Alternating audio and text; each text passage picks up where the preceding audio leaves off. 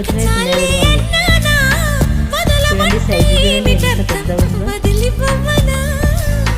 పనిమాల పైన పడతావేం పసికోన, ముద్దు మీరుతున్న పంతం హద్దులోనే ఆపనా. మగువ మనసు తెలిసేనా మగజాతికి, మొగలి మొనలు తగిలేనా లేత సోయగానికి, కూత దేనికి